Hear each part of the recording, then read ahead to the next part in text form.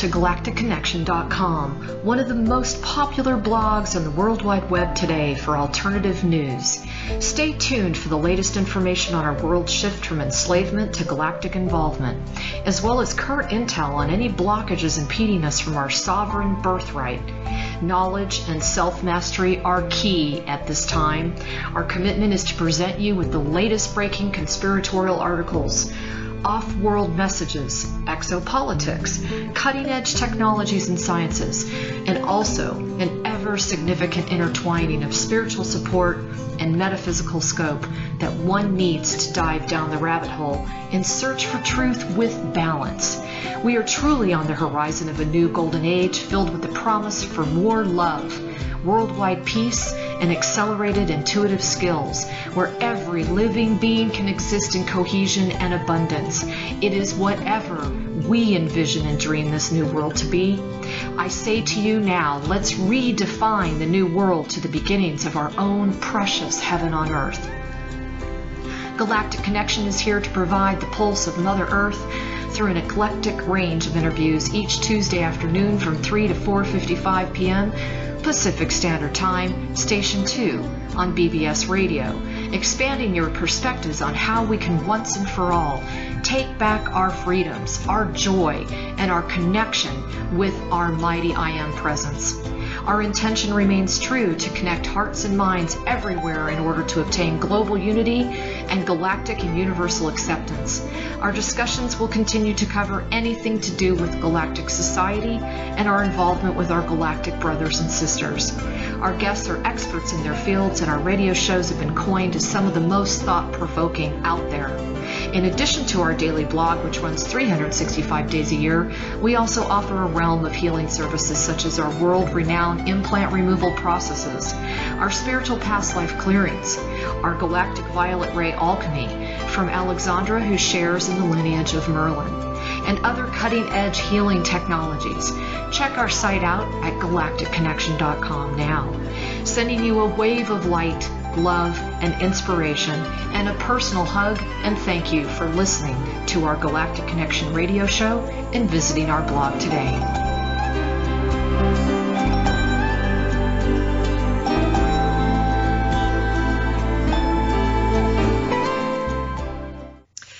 Hey, everyone. This is Alexandra Meadors from galacticconnection.com, and I hope everyone is enjoying my new intro that I put together, finally. We have so much going on here. I have several announcements to make, and one of them is something that I feel that all of you have been waiting breathlessly to hear, and that is that the New Jerusalem has been activated officially. And what I mean by that is I would like to put out a call to all guardians to be prepared. You will be being contacted either on a physical level or on the inner plane. So please be aware, pay attention, because we are at a turning point. So that ought to give a lot of you some shivers, and it's good news. Let's just put it that way. And I want to share with you that things are in motion and cannot be stopped. So I'll leave it at that. You guys read between the lines. Things have really started escalating for the light, and this is a good time to bring in my next guest. Now, I want to explain to everyone, and he and I just got done talking about this, that many of you know that way back when I was first beginning my interviewing, I should call it boot camp with Cobra, I was told many times that either Galactic Connection or myself would be used as a conduit for disclosure. And so, that's been trickling in little by little, as many of you know. But today I have what I consider to be a special guest because of the simple fact that he's not extremely well known.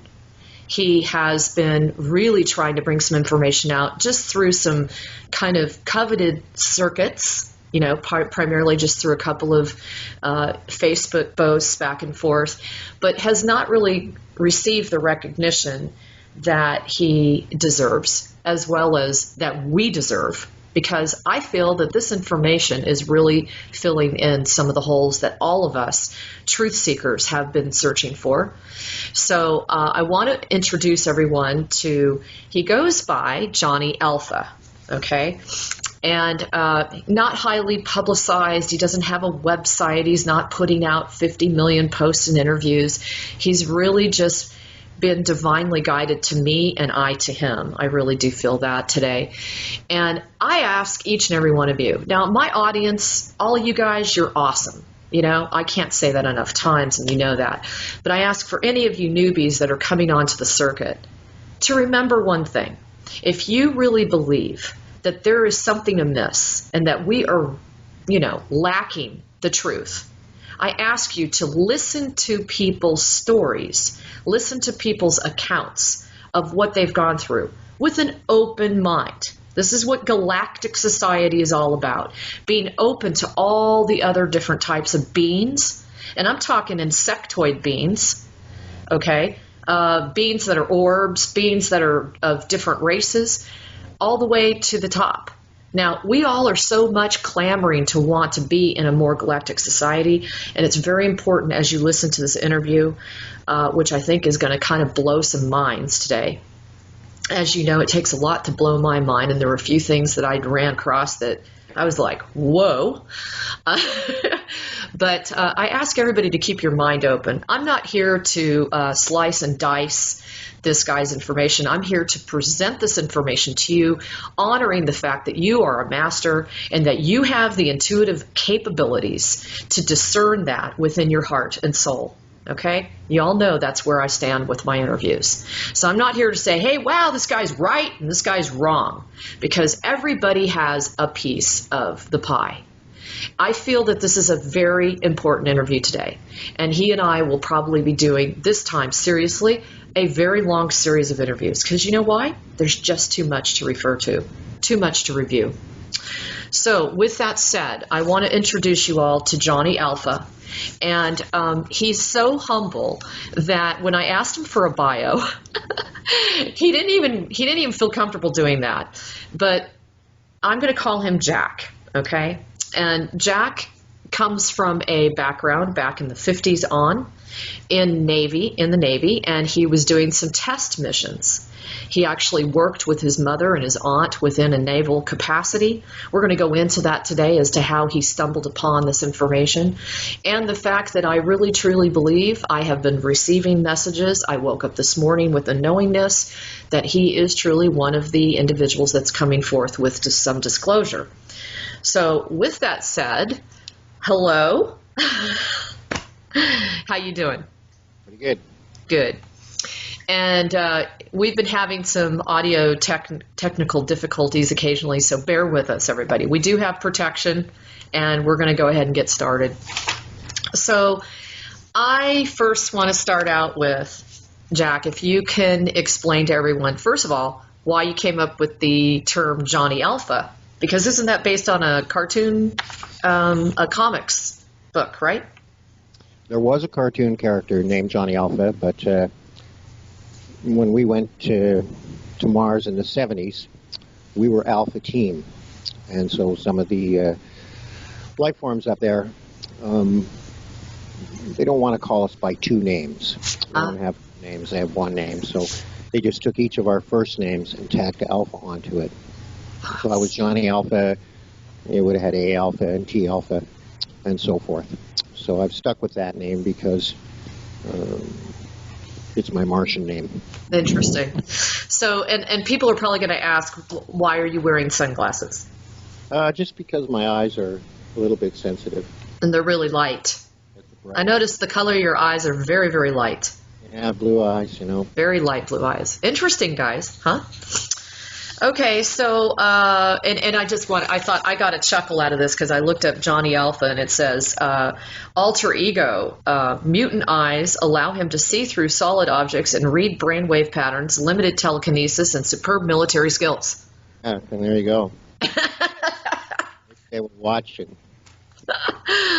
So anyway, let's kick this off. Now, when did you officially jump into the Navy? Well, I didn't do anything of the sort. I was a very young, and I mean somewhere between 3 and 5 years old when I went into the program, if you will, and that's full MK Ultra as well as other, parts of the. Yeah, and so this is fairly typical, isn't it? Typical? They start you out very early if you're going to be going involved with Mission Mars. Yeah, it was complicated initially because I was just made available, let's just say, that for other reasons, I was sent over from Europe, sent over to America, and just put in at a young age into just whatever was going on at the time. So that was MK Ultra, all the different aspects of that. Wow. I had experience with. And then we were sent out into the field, and we were doing all kinds of things. I guess you could say a rover would be a good description of it, of myself and my aunt in particular, and other people around us. Just whatever was going on at the time, we would do it. So that would include all kinds of borderline showbiz and politics or anything in the world of science that was going on, or experiments.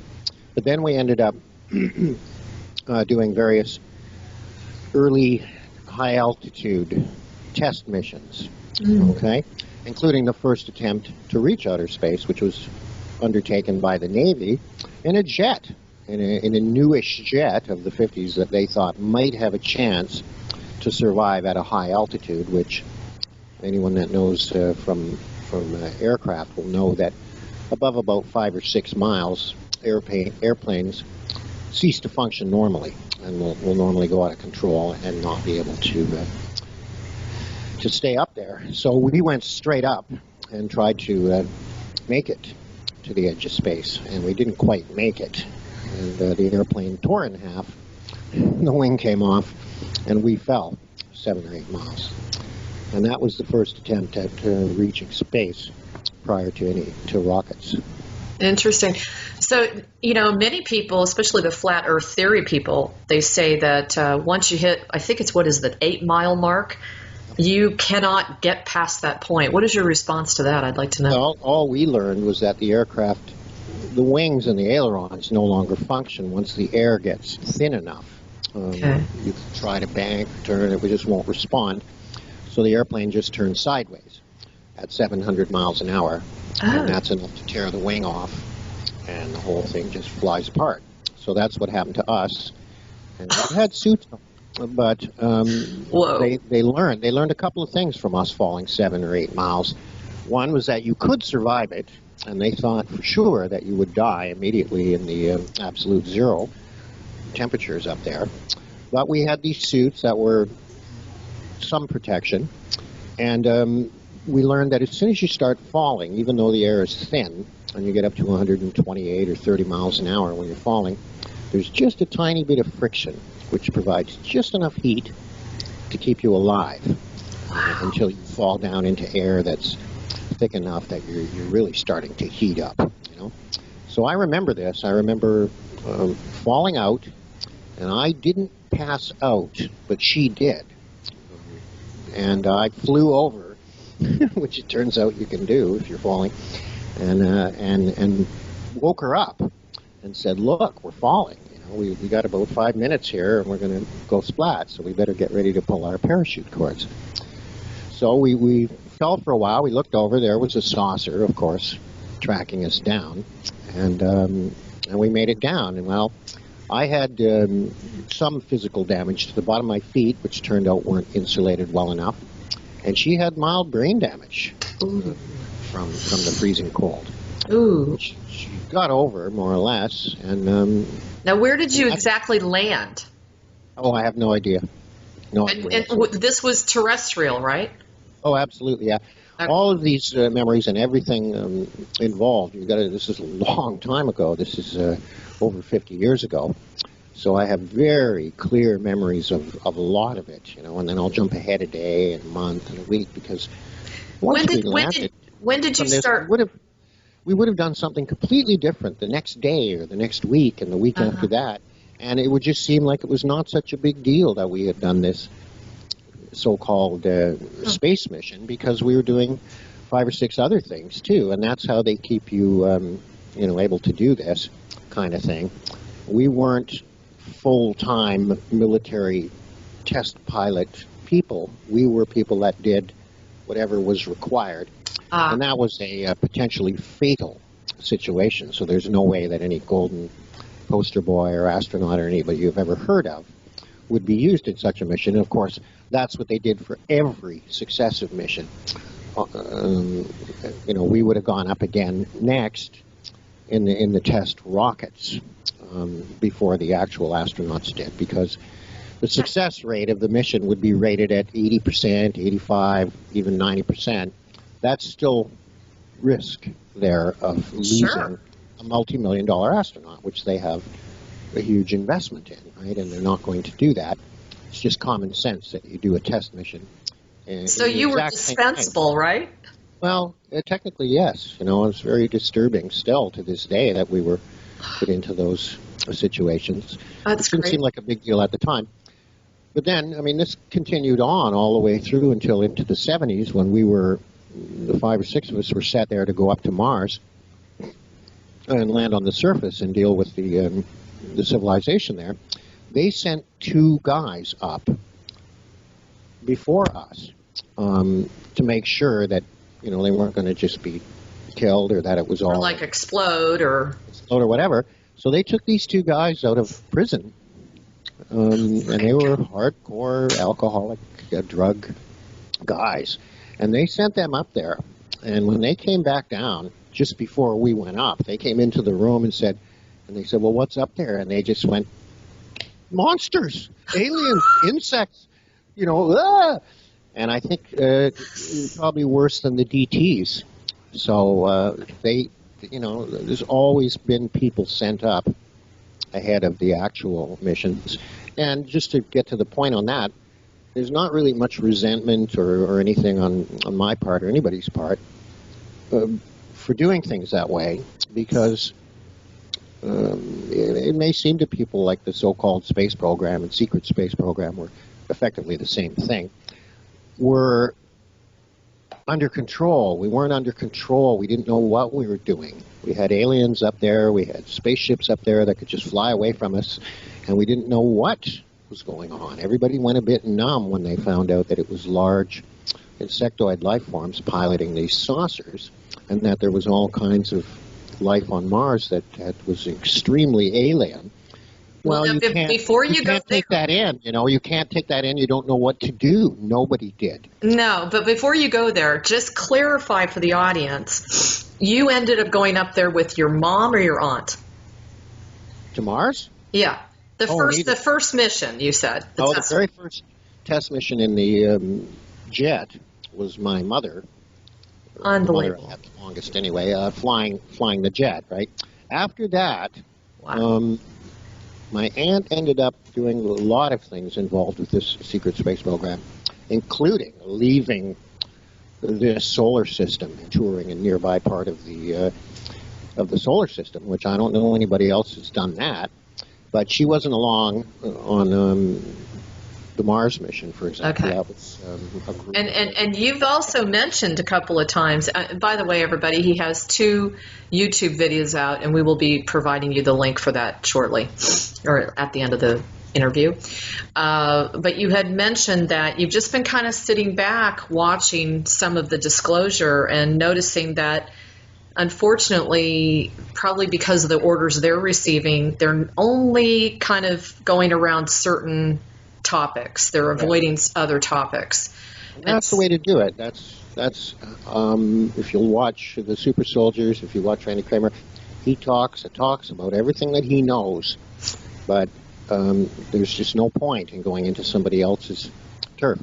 I can't talk about what they actually went through up on the surface there during his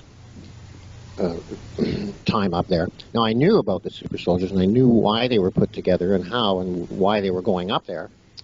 But since I wasn't there for any of that, I wouldn't speak about it. Sure. Because it's something else. I don't know what happened. Right. Right. So can't speak very from important experience. not for nobody to think this is all my I know what's going on. Right. It's well, and that's the biggest issue appreciated. there is. That's appreciated. It's well, a large issue that we're going to have to deal with, so I think it's going to take more than one person. It's going to take a half dozen or a dozen people to put together the same large pieces of information. So this leads on to why certain aspects of it are not. Well, so take us through to the actual time that you arrived on Mars. Okay, your first mission to Mars. Okay, well, we had been there. We had circled once in 1963. The reason for that is, I believe it was 63. The reason is, in the late 50s or around 1960 somewhere, we had found a room on the Earth, a pre-cataclysm room, buried room, somewhere near India, and it had indisputable evidence of the presence of the main alien race that was always here, and their perambulations back and forth between Mars and the fact that human beings were being taken back and forth and going all the way back into history. We found this room, and I remember standing looking at it. I was just a kid still, so I wasn't too knocked out, although there was a lot of gold there.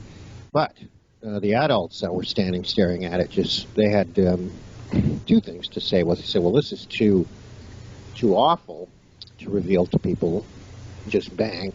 And it's also too good to reveal to people.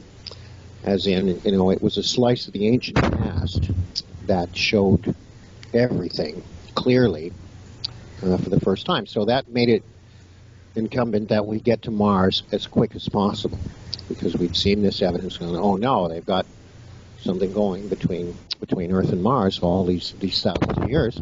So they put together a little ship and towed it up to the edge of the atmosphere, and me and a friend, the same pilot as in the 70s, left the atmosphere at 20,000 per and headed for Mars. Now, just for the technical people out there, by far the most expensive and difficult part of that mission would be the fuel. You have to burn fuel that's so hot that it's basically pure nitro. Wow. In order to get yourself up to the kind of velocity that you need to get to Mars in a hurry. And so once you're well on your way, Mars will start pulling you in anyway. It's not like you could miss. So we got there, and we were supposed to orbit twice and just take some film from a little brownie video camera we had along. But in fact, we only went around once, and it was just a teeming civilization. They were waving at us. There was huge statues. There was large creatures. There was different things moving everywhere. So we just came around that planet once, took a bit of video, and I just said, keep going. Just go straight back to the Earth. Don't even. So you come around Mars, and it slings you back towards the Earth.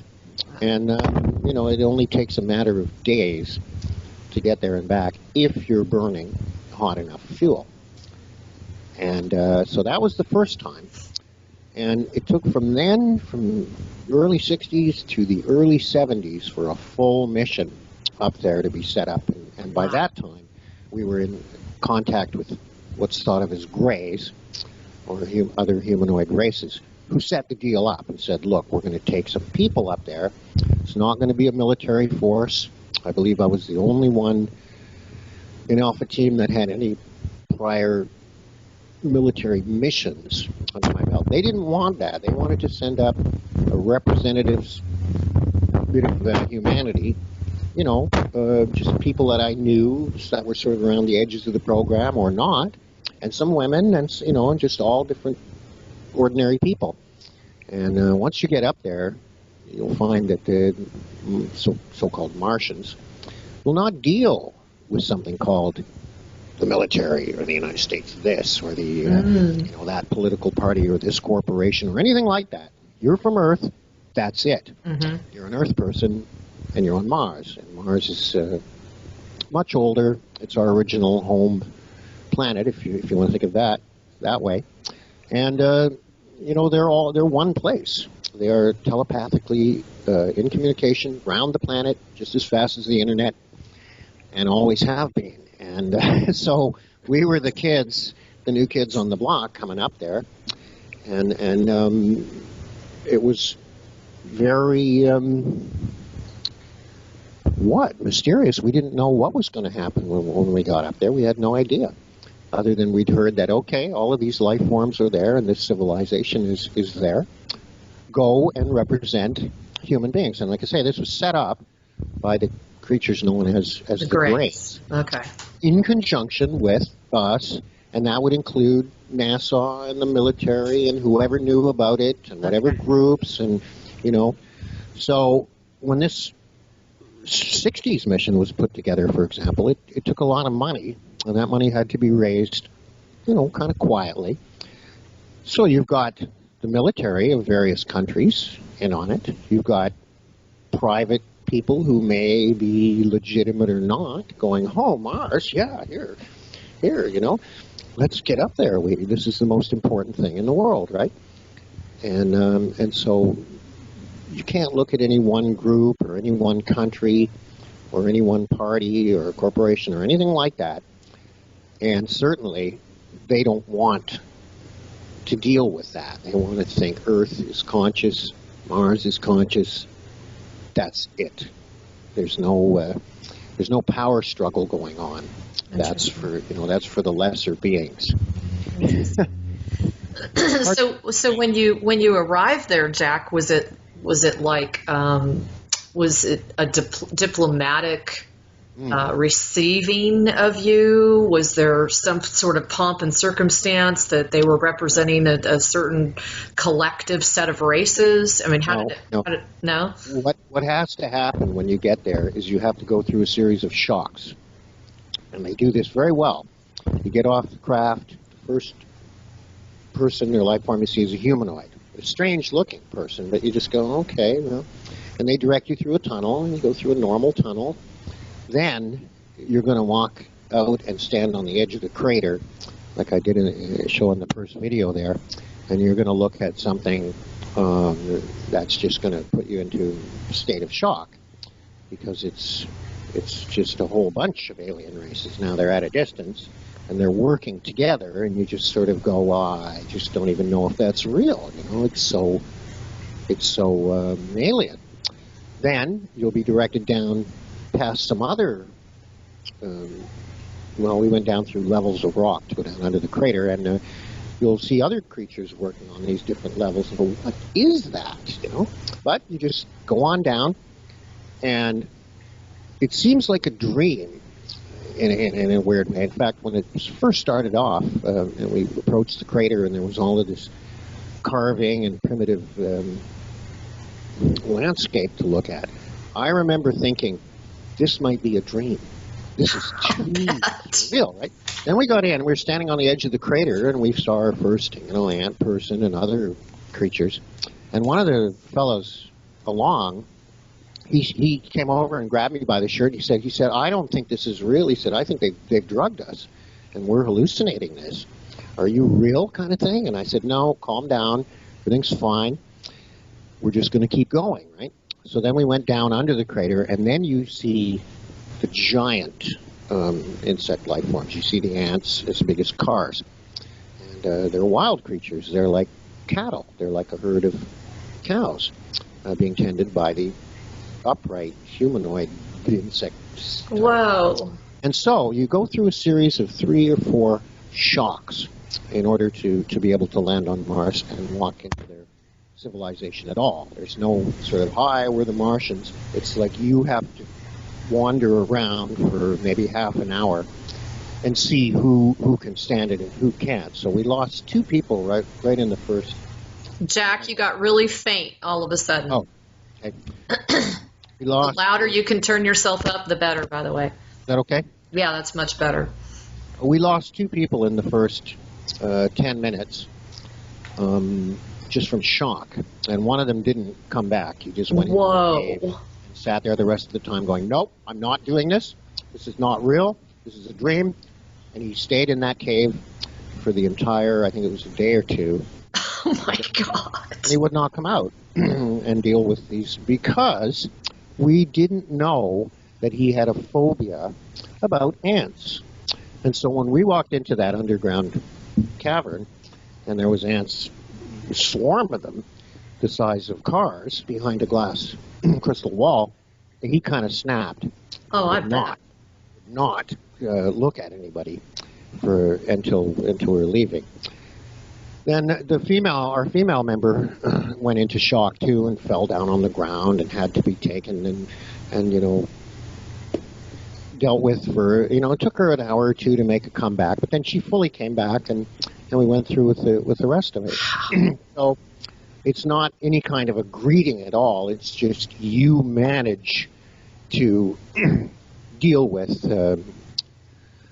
actual aliens. It's like throwing you into the deep end, into the Arctic cold water, Kind of, but going back, we had the two fellows sent up before us who showed up and told us what was going to happen. I'd seen it in 1963. I'd seen the insect life form piloting the saucer before that. So I knew that these life forms were out there. But to actually walk into their civilization and see that it was, in fact, 100% real, and that there was all of these really large creatures, you just can't stand next to a genuine alien life form like that. You'll hear other people talk about this. You'll hear Randy Kramer say when he was in that room full of the different types of aliens, once you walk out of there, it's very hard for your mind to retain visual memories because it's just not, it's something you've never seen before. So. Right. You don't have any point of reference. That's right. And it's just so difficult that I can barely bring up an image of, say, some of the ant people that I stood a few feet away from.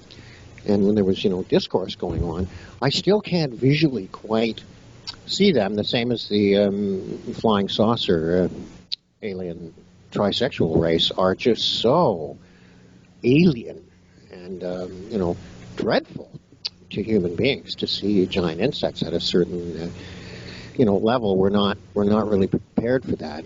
That's so true. Now, you refer to the insectoid races, and you refer to the ant people, which I've heard from Randy that they're very kind. Oh, yes. They're very kind and yeah. Now, what other insectoid type races are there? Well, there's variations on the ant and mantid. Yeah, the praying mantis. Okay. For example, you can look up on some of the photos of Mars, you can sort of see the carvings of the ancient life forms up there, the ancient mantid people who could be 20 feet tall or more. They just, you can't even, grasp when you're looking at it. You go, that was real? That was actually alive? Are you kidding me?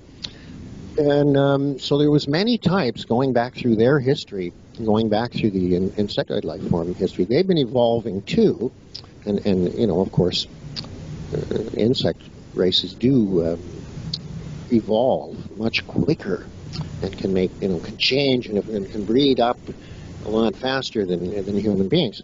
So there's many types. And I remember near the end of the tour getting on what you have to think of as a ride that we went on up there. And we went around and around this crater, viewing all of this stuff through a glass-bottom boat. There was a whole bunch of creatures jumped on the back of the boat just as we were heading out. And I looked at them and went, what are those?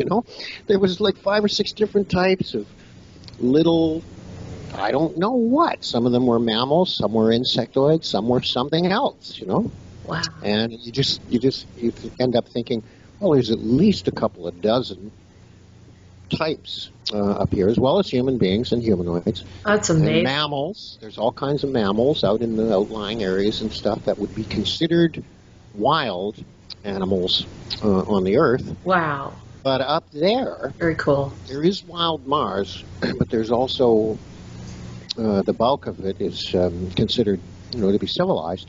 So if there's animals living up there that are like furry mammals or whatever, they're part of the society and they're considered to be, unlike animals in the city would probably be treated like pests or, just, not part of society. But you're saying they're highly intelligent, right? I mean, you're telling me they're... Highly intelligent and a civilized race. Many. Turns out that most animals are more intelligent than human beings want to admit. Interesting. I was told, I forgot who I interviewed, and they said for every type of species on this planet, they exist somewhere else. Absolutely. And much larger, more intelligent, etc. Sure. And right off the bat, people have to realize that these insect life forms have been evolving for longer than human beings and are therefore warm-blooded. Okay? They don't describe to, oh, it's an ant, period, and it's just this little... No, these are warm-blooded, highly intelligent creatures, some of whom who have achieved space flight and, interstellar travel. So we can't really think of them as insects anymore. They are alien life forms. And oh, my God. They happen to look like termites or ants or spiders or bees. I've seen the bees. I've actually heard about the bee population. I have a story about the bee planet. Really? It's not the only one. It's probably the most amazing thing of anything I've ever seen. And it was shown to me by the trisexual saucer aliens who I asked a question. I asked a lot of... I bet. Technically serious questions like, is there a God? What do you know about this? Where's the end of the universe? Just, common questions. Sure. And for the answer to one of them, rather than speak to you, they show you a memory, a psionic memory, stored by their race or by themselves the last time they were on this planet, back towards Galactic Central, which is a bee planet, which is the closest thing to a galactic... Oh, I don't know what. It's just where all of the races, the intelligent races in this galaxy, the Milky Way galaxy, all of them are represented there in this hall that is so big that it can't be real. The blocks of stone that make it up are 10 times the size of the blocks at the base of the Great Pyramid. And wow. They're made of heavy green jade. And I remember being shown this place for 5 or 10 minutes, and just these off into the distance, there's shelves and layers and layers of just solar systems and the intelligent races that populate same. Right now, this is what they showed me in answer to a question about God, and that planet was effectively tended by bees. So when you get to this hall, there's this humming sound of these 500-pound bees or bigger, and it's just like the most dreamlike experience I've ever had, and just easily the most amazing thing I've ever seen is that hall. And sure enough, there we are. There's our solar system showing ourselves and the other 2 or 3 races that are now considered to be civilized and spacefaring, registered back somewhere near Galactic Central on a bee planet. Incredible. And there is a relationship between the bees and royalty. Oh, well, royal jelly. Yeah.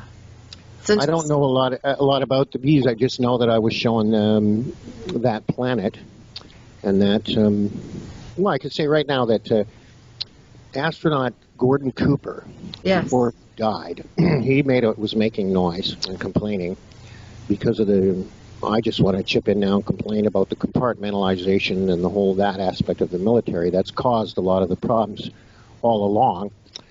He was pretty upset that he, had done all of this work and had seen all of these things, and yet he still couldn't find out what was really going on and what had happened on the Mars mission and so forth. That's how bad it is, okay? Wow. Not even an astronaut who's done a number of missions can find out what's going on with the guy next to him. Even the president. Yeah, he started making them. Well, we decided not to tell the president. That's true. Cooper said, I want to talk to that kid. He said, if you don't, I'm going to start making noise in the press. So they took me to where he was, and I remembered him, but we hadn't seen each other more than 3 times in little isolated slots over the years. And he said, what the heck is going on up there? So I told him all about the Mars mission, and I told him in particular about that planet, where we're all registered, where we're all, part of the civilized galaxy. And he was happy. He died a happy man. But he was very, very angry before that about not being able to find out, what was going on inside the program that he was an integral part of.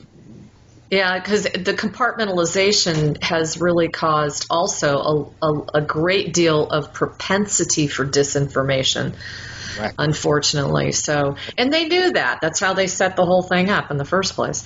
Well, there's no two ways about it. There are people profiting and, gaining power from this, and they're quite, interested in keeping it shut down, even though it's the most interesting and exciting story in history.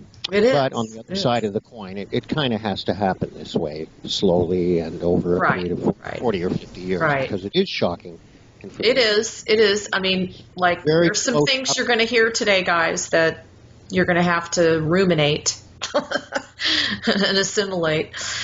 Yep. So now you've done 2 videos. One of them was on the explosion of the planets. And the other one was on this one Mars mission that you did where you were literally going down these staircases into a crater, right? It's amazing. You drop down through a hole and you hit a little bit of padding. It's like an elevator where you can just step to the right, step to the left, and keep going. Drop, drop, drop, drop, and before you know it, you're 100 feet down under the crater with no machinery at all. It's just very clever and very logical. Slightly lighter gravity, too, of course, makes it easier to do things like that. Now, were you fully suited up? Nope. Okay. You could breathe? You could breathe naturally? Oh, absolutely. The atmosphere is not very deep there. It's only, extends so high, and it's not very thick air, but it's fine to breathe. But we did put on little weight belts so that if you weighed 160 pounds, say, you would put a weight belt on so that you ended up weighing 150 or 152. So you felt very light, and you could move around easily. But you didn't require a suit or anything, or any weapons or anything like that. So you also did, the way in which you described that mission, I almost got this feeling like you were literally sitting at an amphitheater, because you talked about how this serpent being, right, came from the bowels of the crater. A serpent being? Well, you said something about a snake or something, and there were a whole bunch of them that tried to take it down, and it took a long... Oh, well, no, that's the story of, you see, once we ended up under the crater, this was a significant day. We weren't up there just to visit. The trisexual saucer alien race was leaving our solar system for the first time in 30,000 years. So it was Liberation Day on Mars, and they were set free. So the very first thing they did was take us down under the crater, and I put on the helmet and lived some of the psionic memories. Now, like I explained, they can do this. They can show you things just while they're standing there talking to you, rather than using words. Sure. And the more powerful, like the saucer aliens, they can show you anything from across the room or 100 yards away. Wow. They can just take you somewhere in your mind. But the first thing that they started showing me was the history of the Earth. So that put me in the mind of this character, the early character Jason, who is like those square stone heads that you can see, the most ancient, mysterious. I forget where you see them in odd places around the world. Those big, square, mysterious stone heads. Well, that was Jason. So we lived in the psionic memory. I went through 15 years of his life. Now, you jump ahead. He's brought up to Mars. He's captured on the Earth, which used to be, that's what they did, and taken up to Mars, and then they're put into combat with this giant snake, which they managed to kill, which is why Jason ends up being a hero, why he's allowed to live, why he's taken back to the Earth and deposited on the Earth free, him and the few friends who managed to survive this combat that they were put into, which is what went on constantly on the Earth and on Mars and on the other planets in this solar system for many thousands of years. Wow. Now, it's been said many, many times. I've actually interviewed a couple people that have brought this up as well. Apparently, there are these is still going on, where they are taking a set of people. Maybe they're in a plane, and supposedly the plane disappears. Yep. And the next thing you know, the plane appears somewhere on Earth, but the people supposedly have been hijacked and sent to Mars, and they're put into mines. Okay. I'm just curious, like, do you know anything about that? No? Not specifically. I know that there's mines up there, and I know that there are boats, for example, up there from ancient, famous boats and things that have disappeared from the Earth. And you can hear a legend about a sailing ship in the 1600s or whatever, flying up in the air and disappearing. Well, it's up there still, you know. And so nothing that I hear like that I may have thought, well, that sounds, you know, a bit much. I wouldn't doubt that anymore, you know, but not having any specific information on that, I wouldn't. Well, and I think the other thing that you said that really hit me was, you said the difference between Mars and Earth is that the planet Mars, they really, at the time you were there, okay, yeah, you can clarify this, that you said that they did not cover up the ancient history of the planet, which they've done continuously here. Can you tell us a little bit about what you saw and how it's changed now?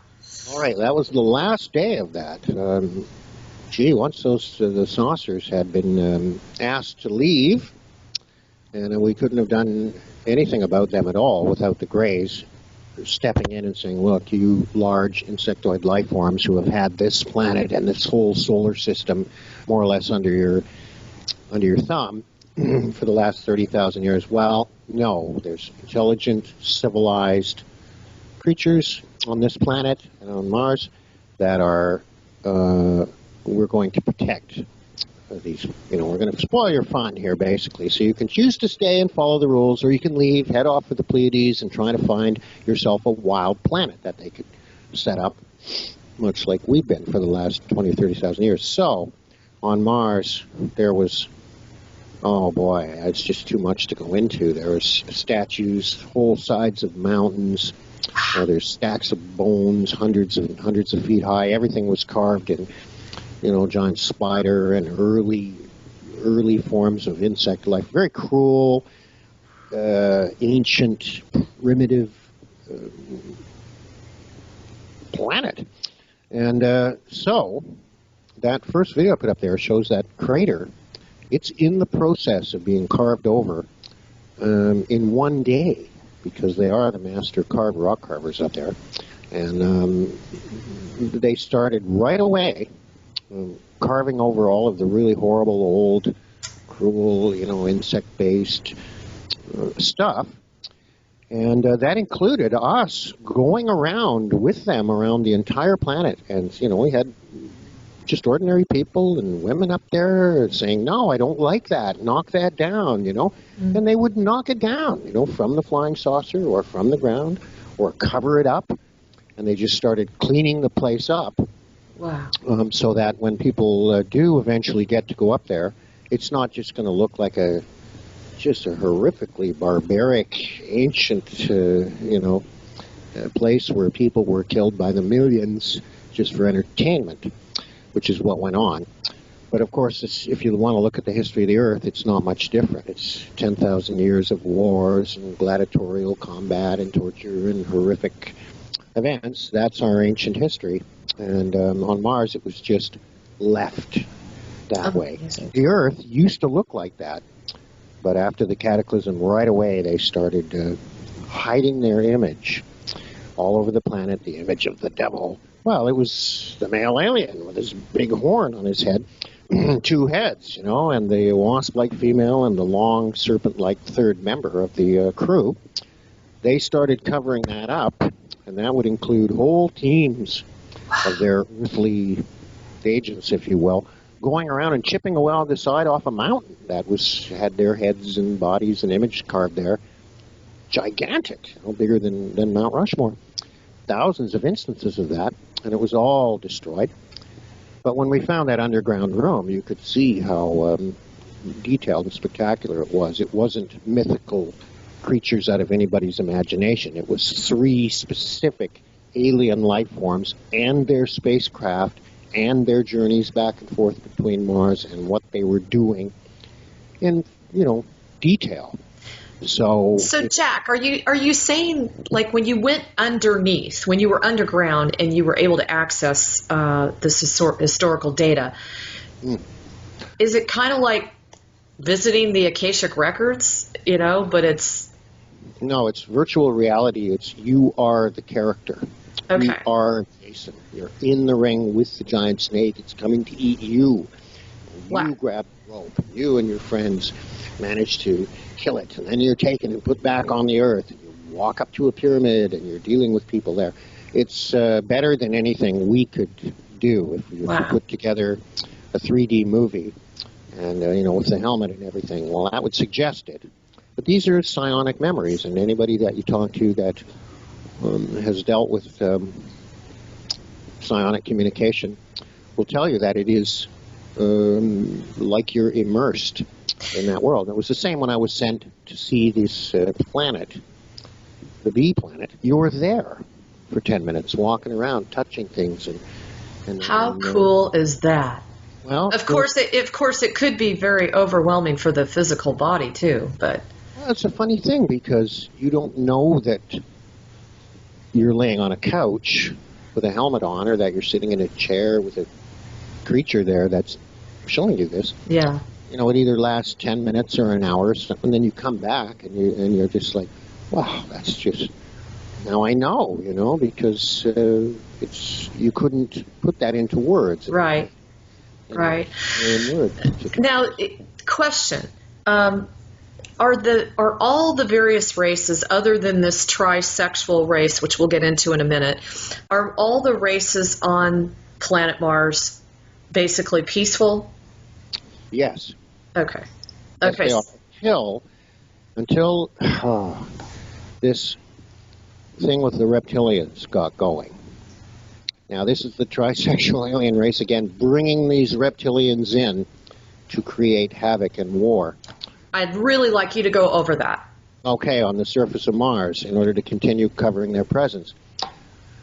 Not a reptilian solar system, never were. We were this large trisexual insectoid. That's huge, by the way, everyone, because we've all been told this was a reptilian solar system. No. 100%. Their place all along, no exceptions. Insectoids, right? That's correct, yeah. Okay. And now, all along, you can hear about the reptilians and so forth in, say, in ancient China and so forth, right? There's all kinds of detail and stories there. That's true. They were here, but only as a small part of thousands of types of life forms, right? The reptilians and all reptiles were the enemy of this trisexual race. All they like to do, their most favorite thing that they ever did, was hunt these things from the air and blow them out of existence. They hunted large reptiles because they were the only creatures that a giant 15-foot tall, powerful insectoid life form, well, that dinosaur might be able to give you a hard time. Nobody else could, ever. So they really hated the giant reptiles. And the reptilians were allowed to be here at any time. They could have been done away with. But they're more or less, in conjunction with them and were allowed to be here. Now, there's a few other details about reptilians. But the way they would see humans, for example, would be, we have a human mind, whatever that means. Below that, we have a reptilian mind, consciousness. Then below that comes the insect mind, okay? Now, going back through time, millions of years, of course, the insects were the most successful and the most ancient and had mutated and formed the most and are the most social and are the most successful and just as they are on the Earth, Most of the life on Earth has 6 or 8 legs, and it's the same throughout the entire galaxy. They are much more successful form and much more ancient, right? So everything comes from, if you want to talk to the ants, they'll say, well, yeah, then the reptilians evolved, and then other creatures evolved, and it's all very clear to them how the hierarchy of life forms evolved, right? But the reptilians were here. They did have parts of the planet that were allowed to be theirs. This was all at the behest, and it was allowed by the more powerful interstellar insectoid life form, who were the only ones who ever had flight, the only ones who had the ability to control with superior psionic power, right? So it was their place. Now, there were reptilians that came around here. Now, I don't know if it was every 100 years or 1,000 years that they would come through here and take specimens away. And they could care less if you took a few hundred human beings every 100 or 2 years. So there's been reptilians here on many levels for a long, long time. But it was never them running the show, ever. Unreal. I mean, it just goes to show you. Quite adamant about that. So when this war started up on Mars, the way they dealt with it was to bring in reptilians and set them up against the human beings and the insects on Mars, and try to destroy the remaining evidence of how cruel and horrifying our ancient past was. And that's the point of this whole thing. Well, that's what's being covered up. Right. The fact that our ancient history is just unbelievably, spectacularly violent, crazy, insane, giant insects, giant reptiles, all at the same time as human beings, and it's just better than anything we could write. The best movie on Earth, huh? Oh, it's better. That story of Jason alone, and when you find yourself walking along on the ancient Earth, and there's stuff in it falling out of the sky, and burning hunks of rock, and giant creatures running around, and giant aliens, and ants, and dinosaur-like creatures all at the same time, that pretty much just does it right there. You sort of go, wait a minute, this is way better than the story they've made up. So two things. The first question is getting back to the reptilians. Many of us, and there's a lot of light warriors and light workers out there that do a lot of inner plane work, and there's a lot of conflict with the reptilians at this point. Yeah. And there has been a lot of speculation that most of them have been removed from the planet. Yeah. And I believe that to be the case. However, I want to ask you, on the one hand, there's sort of a sense in listening to you of some possible compassion for these guys if they were hunted the way they were by this trisexual race on Mars. Is that? Well, no, they would hunt the wild giant dinosaur swarms. Okay? We're talking gigantic creatures. And on Mars as well, you can still see some of their bodies there where they've been killed, and they're bigger than the dinosaurs of legend. And they would just think of them as, the enemy, and would hunt them for fun, in the same way that they used human beings to put together all the wars of history.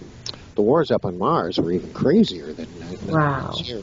10,000 versus 10,000, 10,000 apes, 10,000 centipedes, 10,000 ants versus 5,000 giant, something else. And this is, what they did. They played games with all the life forms as if, they just owned this solar system. People think that's cruel and evil, but in fact it's just insect.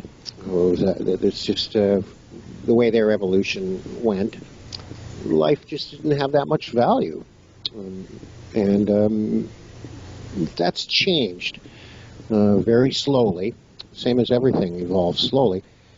But the reptilians, there's more to it. There's the hologram projecting reptilian concept of David Icke and other people that may well hold water at a certain level. Then I'll just tell you the one memory that I was shown in ancient times of a reptilian ship showing up on the Earth. Now, again, you're a character in this, and you're maybe at a distance. You see this ship come down. You're on the edge of a war zone somewhere on the Earth, and the ship just sets down, and a nice humming sound starts, and everybody just starts to go over to this vehicle, right? Well, out comes some big, tall-looking reptilians who just turn out to be clone creatures growing in vats on a planet back in this galaxy somewhere, and sent out to go around a tour of various planets and pick up specimens. So you're this character, and you hear this wonderful humming sound, and you go to the ship, and you're almost there, and you're almost at the ship, and you see these tall reptilians, and all of a sudden the ship is full, and they close the doors, and they take off, and they've only been there an hour or two, and you almost made it. If you could have made it there, you would have gone into that ship and left with them. You couldn't resist, right? Mm-hmm. But instead, the ship fills up, and it takes off, and maybe comes back 100 or 2 years later, 1,000, I don't know how often they were able to come around here. That's one form of reptilians. And then there were the ones on the surface, and then the ones on Mars, and then there's the other types that I don't really have any specific knowledge about. However, when they came here to pick up people and animals or whatever it was they wanted, they were irresistible. They just landed.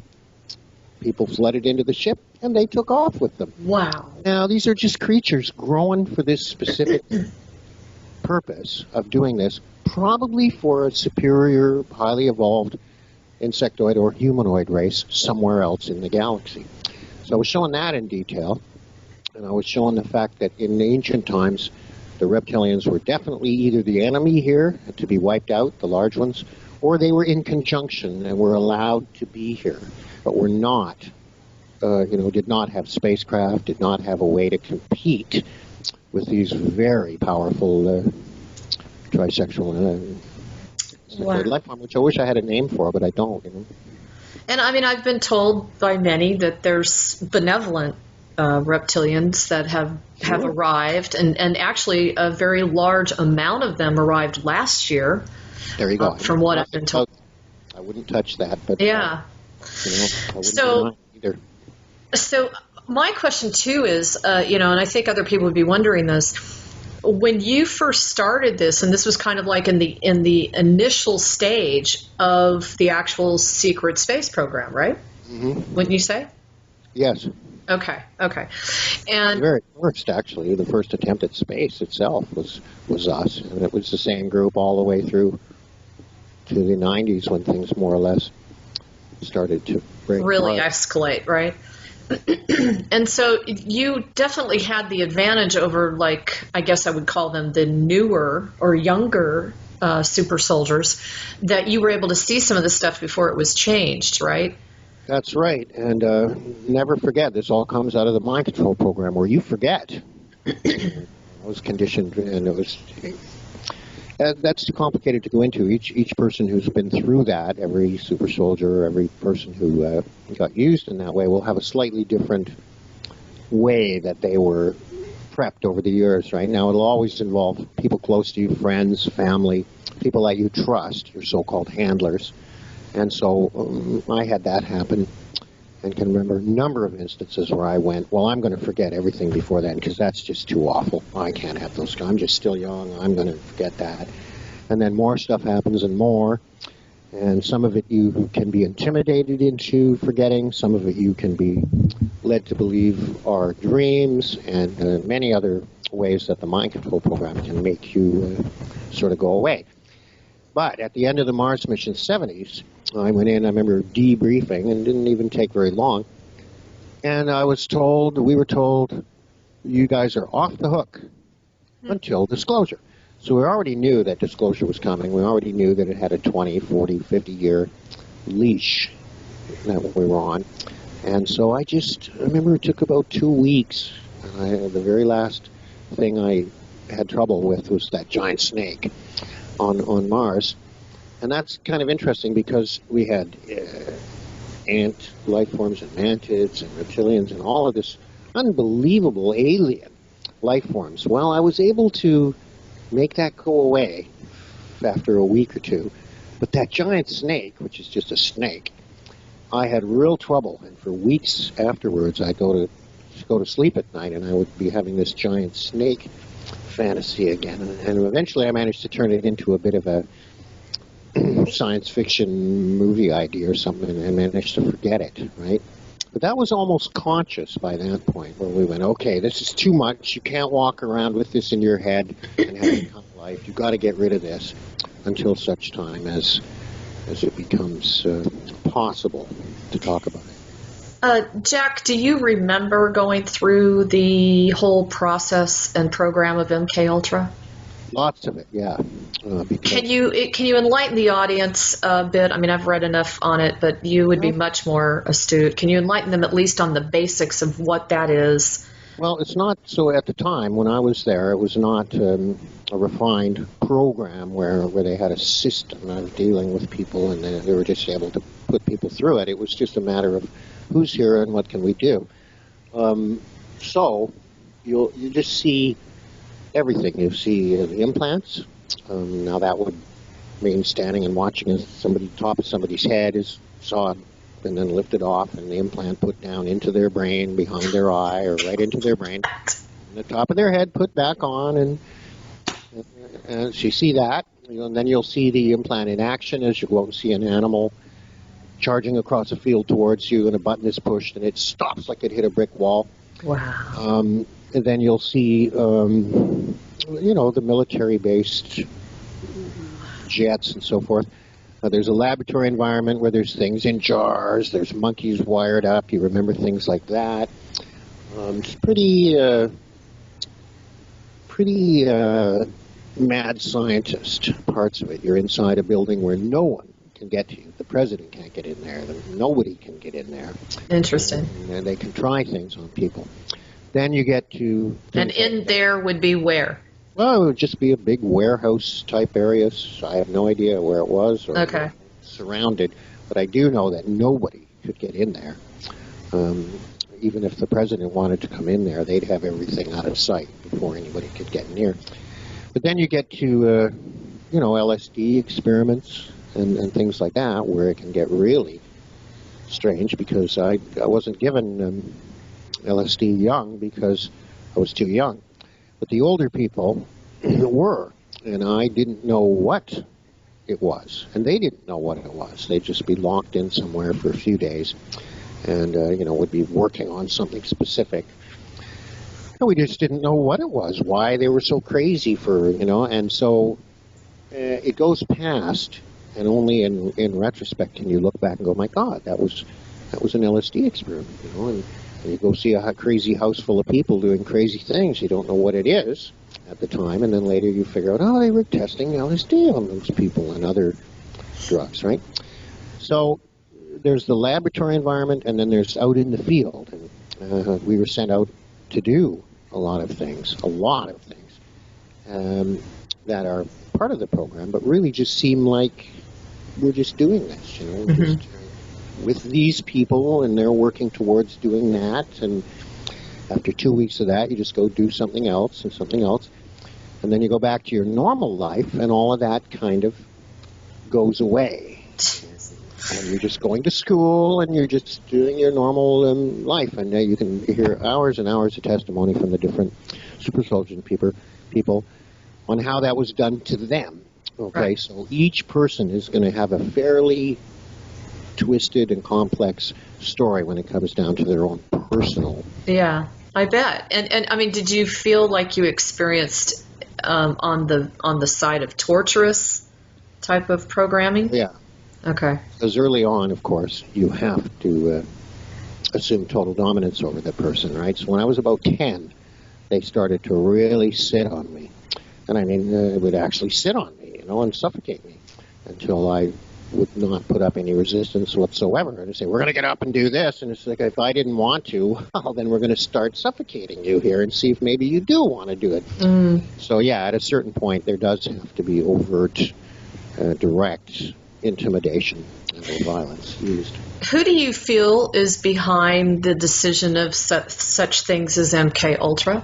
Do you think it's this trisexual race? Yeah, well, this is where things get complicated because you want to, I think there's evil people and evil groups of people out there, but we were in fact completely invaded and infested, if you will, with the aliens, who were, of course, directly attracted to the power structure, the military power structure, and anything that was going on that was high-end, jets, rockets, mind control, money, power. Of course, they were right in there, influencing everybody, down to and including who got killed. If they saw there was somebody making trouble they didn't like, they would be able to get rid of them and stuff. So you end up with nobody being directly responsible for this program, because as soon as you get back past, it's close, back past the 60s, going into the past, we're not in control of this planet. Wow. Now That's how close it is. That's horrifying. When you say the complete invasion, what year are we talking? The invasion? I don't think there was ever an invasion. There was just a slow growing awareness via assistance from Greys and other races who were here saying, look, you've got this reality here that is completely controlled. Interesting. You're familiar with Valiant Thor, right? Say? You're familiar with the story of Valiant Thor? Nope. He actually landed right around the White House. Okay.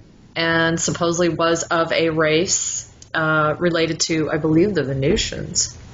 Anyway, and his whole point was, he stayed here for, I believe, about 3 years, and his whole point was to try to have private conversations with the presidential, cabinet, and hire, political-oriented beings to make them aware of what we were really involved in.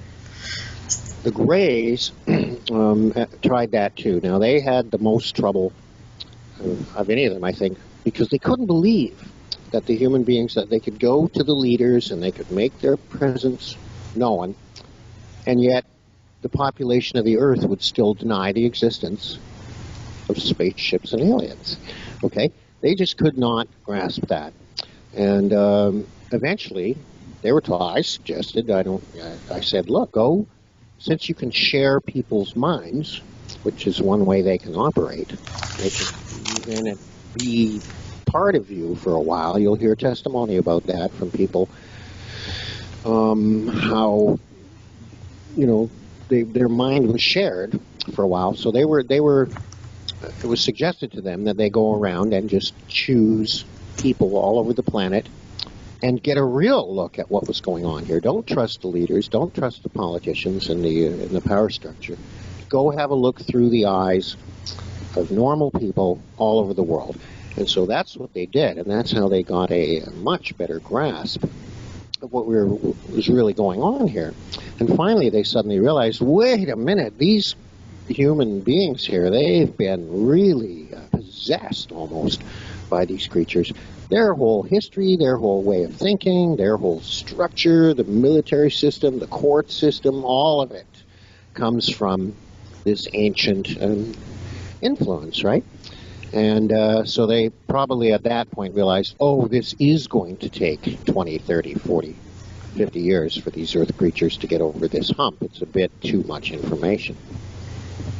Wow.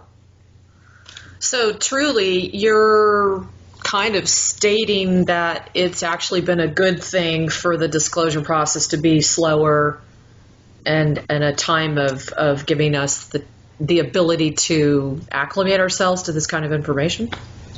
Starting in the early 60s, even the late 50s, we showed people would come in, 30, and sign a document, same as a secrecy document for a military person, saying, we're going to be showing some information here by, the military, whoever was running the test, and we're going to sign here that we'll never talk about this. Then they would just show these 30 people some of the evidence. They would say, look, here's what aliens look like, and here's what they've been doing. Well, it was too much, and people were having psychological problems, okay, and other issues that made them unable to go ahead with their daily life until they'd managed to blot it out and, and stay in bed for a week or two. It was that heavy. Wow. And so they tested and found out that no, 25 out of 30 people went, oh, too much, can't deal with it. That was 50 years ago. Interesting. Any statistics on that now, as far as our ability to handle this? No. No? I have no direct connection to any information like that because of the compartmentalization. But I do remember it went on once, and then 5 or 10 years later tried it again, and there was still a lot of problems, And it was maybe decided that we'd make this all go away, and just leave it out, But you can't do that. You can't confront the galaxy and ignore these races that have been out there doing this stuff. I thank you for that bit of information, because I think it assists all of us in being a little more understanding as to everything is in divine timing for the human populace to be able to handle the information that's coming forth. That's right. Most people are so clamoring to have, tell me so I can get it over with. Yeah. Yeah. Well, we tried, but everybody we tested it on sort of, had real serious trouble with it because it's not, the further you go back into the galaxy, the more savage and barbaric and cruel it gets. And our own history is that way, so we shouldn't be surprised. Yeah. But in fact, the fact that it came right up to the 1950s and beyond with this still going on is a bit too close, it's just that was the biggest issue with disclosure was how close it came to modern times and how horrific. Like these saucer aliens are really, truly dreadful. You can't stand next to them. You can't be around them. Okay, so this is where we're going to dive into it, because I've been kind of making sure we set the stage for this. And before we get into that, you have referred to these saucers as Pleiadian ships, but then you said later that you didn't feel that was accurate, and you've just decided to call them saucers, flying saucers. They had some kind of name that they told me, but it was unpronounceable or something. But the further you go back in their history, which goes back 900,000 years, the more they resemble actual giant wasp and a huge water bear. They're very, very big and scary, and wow. They have the much more powerful psionic ability than, say, the ant people or the mantids, such that they can control all insect life forms below them totally and abjectly. And that would have included human beings in ancient times. They didn't even need to worry about us. We were very weak and soft. Yes. And you agree we're a younger race, right? Well, I would think so. I don't know. Yeah. I do know that the early human beings, it's very interesting because people say we came, from apes. Well, maybe, but in those times, the only thing that differentiated an ape and a human being in the truly ancient times was we would have about that much more skull on top of our head, which allowed us to think a little bit. Otherwise, the radiation would just be cooking your brain to the point where you couldn't think very straight. And the apes didn't have that, so they stayed a little more like wild animals than the human beings, who slowly evolved into a more of a thinking variation. But of course, we were played with genetically many times in many different ways. And for all any of us know, we were brought from somewhere else. Mars was our original home planet, and the sister planet, and Earth is our third planet in this solar system, but that's not to say that we haven't existed on 10,000 other solar systems. Good point. In this solar system. Now, of course, there's humanoids everywhere, other types that are similar to us. So. Yes. Yeah. Now, go over a little bit about, your video about the galactic explosion. I thought that was pretty fascinating because we've heard so many times that planet Earth is in a binary partnership, with another planet. So talk to us a little bit about what you... Well, all right, that's the moon. It's in detail there in that video, but the moon is what's left. of the sister planet, which is a binary planet, very close to us, not as close as the moon, but not much further away, such that we would almost share atmosphere. And we were a binary planet, and we were on the slightly larger sister planet for many thousands of years.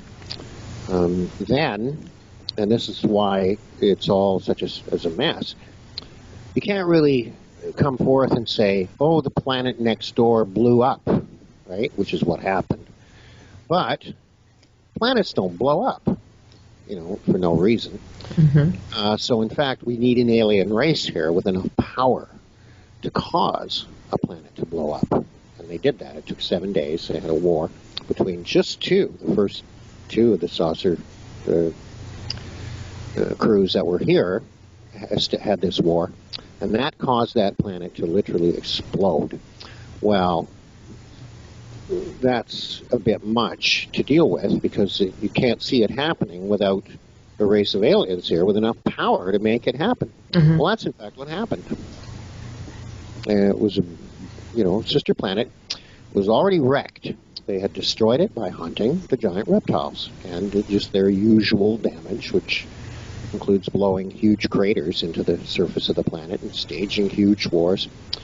And just very, very thoughtless when it comes down to ecology, if you will. They couldn't care less if they trashed the planet. They just moved to the next one. So once the sister planet was in really bad shape, the atmosphere was unbreathable, they moved the act over to the Earth. That's incredible. The second saucer showed up. The war started. The sister planet was caused to explode, and it's the most spectacular explosion. And it attracted attention across the galaxy. So it's part of the reason that we're alive today and are able to be, moving ahead like this, is that explosion of that planet attracted attention, however many thousands of years ago it was, and they've been watching ever since. Oh my God, there's really some action going on over here. Let's keep an eye on this place. And so that led to creatures like the Greys finally deciding that we were civilized and intelligent enough to merit. Oh, you went faint again. Fainting. All of a sudden. So that's complicated stuff, but I do explain that as best I can. And that's very interesting. It's the big stumbling block with the whole thing. It's like, what do you mean the planet next door exploded? You can't have any. It's like, well, that's what happened. So that's built-in cover for any story you want. Because as soon as you admit that, you have to admit that there was an alien race here having a war with enough power to cause a planet to explode, which just seems more, total science fiction. But in fact, they have the records of this, and once you've seen it, you realize, well, that explains everything. It explains our solar system and all the millions of craters and all the planets and all the destruction and the rings around the planet, the asteroid belt, all of it makes perfect sense. Interesting. Now, you did say that the actual galactic war and explosion, etc., that was directed to the moon, they literally used the flying saucers technology. It had the capacity, I think you said something like it caused it sucked the lava out of the moon. For 7 days. Oh my God, so that goes back to biblical stuff. Yep, it does. For fans of the Bible, it's all there. It's all been disguised and covered deliberately by themselves and rewritten into legend. But that's in fact what happened. This took 7 days of them having this constant back and forth war between the sister planet, Nibiru, whatever you want to call it, and the Earth, until all of a sudden it went back there and it pulled up another huge ball of lava. And that was enough for the gas pocket, which was probably many square miles of empty space, down under the crust of the planet to go boom, and the actual core of the planet itself to blow out into space. Wow. So it was the most spectacular explosion. You get to see this explosion from the creatures that are on the Earth, that are the, ant and insect-like forms that can store the psionic memories. You get to see this right up until the moment that it actually happens. You see the flying saucer hovering, except they see it as a wasp. Sometimes they see the life force instead of just the saucer. Then all of a sudden it goes off, and that's the end of the memory, because every single living creature in the solar system has to go underground, probably for days or weeks, because the entire the Earth and all the planets around are just showered with burning rock, and this goes on for years and years, following the cataclysm. And this is before any human records. Interesting. So carvings from before then, but that's about it. So, Jack, is it true? They refer to the dark side of the moon. Right. Okay. So, are they really realistically referring to that part of the moon that was blown up and disintegrated? Oh, no, there's not a part of the moon that blew up. The whole planet. The whole planet. Bigger than the Earth, okay? Our sister planet was slightly larger than the Earth. Okay. So when it blew up. Boom. The whole thing. The whole planet went boom. And the inner, core of the planet blew out into space, right? Well, what was left would just be a sizzling hot mass of, and it shrank down to the size of the moon, whereas before it was larger than the Earth. Wow. Okay, so it's just the burnt out remains of the original sister planet. Okay. And of course, it just lost rotation, which can't really happen unless, there's got to be a reason for that. Every other body is rotating. Why isn't the moon? And it just drifted in close to us and just sort of stopped and has been there ever since. And, it's interesting because have you read about how they actually had to tow the moon to a very specific location, and that the mathematics of the moon are so incredibly specific to Earth? Right. Oh, yes. That's wow. I got to process that. No, it blew up. It blew up like just the greatest explosion you could ever see. It was just the guts of that planet blew out into space, molten rock. It's crazy. And all over the solar system, and everybody on the Earth was, everyone on the sister planet, everything on what's now the moon, was killed. And most of the life forms on the Earth were wiped out. Wow. The gravity increased, bang. Just so all of a sudden you weighed 100 pounds, now you weigh 180 pounds or something. So the larger life forms and the giant insect life forms started to die out immediately. And the atmosphere became a lot less air there. A whole bunch of it burned off. And it's just the most dramatic event that's ever happened. And it explains everything, basically. It does. Now, how long ago do you feel this happened? I used to know the numbers, I'll leave that for somebody else because I will suggest that it's a little closer than people think, are you thinking hundreds of thousands or millions? No, absolutely not. No, 10. 20. Tens of thousands. Yeah, not very long ago. Okay. Really. And most people say between 10 and 12,000 years ago, everybody has a different number, is when something radically bad happened. And all of that exploded matter that went out in every direction, well, it circles the galaxy, and it comes right back through this part of space. Just exactly through here. You can't break free from the gravitational force of the Milky Way galaxy.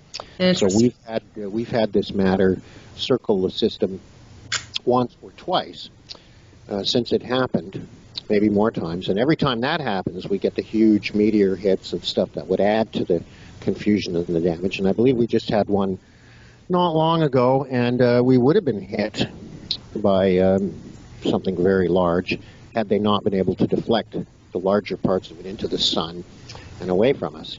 So it's still going on. This explosion is still, the matter is still circling the universe, and it's still floating around our solar system. That's wild. Anybody watching this from afar would go, wow, you don't see that. You don't see an exploding planet very often, so let's go have a look at this. Wow. So as you said, it was also a divine assistance later on down the road because it got the attention of more intelligent, sentient life that wanted to assist us. Thank God for that. Yeah, so that's good. That's good to hear. Now, how does Maldek and Nibiru fit into this whole story? Well, I don't know, but I guess Nibiru would be as the original home planet, which it was for many thousands of years before they moved the act to Earth. We were on that sister planet, so Earth is not our home planet.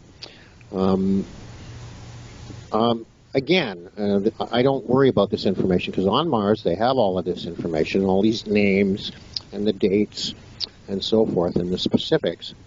But I just took in such a wide range of information that the details, was it 2,000, was it 5,000, was it called Nibiru, what did they call the Earth? I can't remember. Right. No problem. I just... Not important details like that, but Nibiru, all of those stories, all of them will just end up being, you know, the sister planet, the binary planet system that we were. And, you know, it blew up.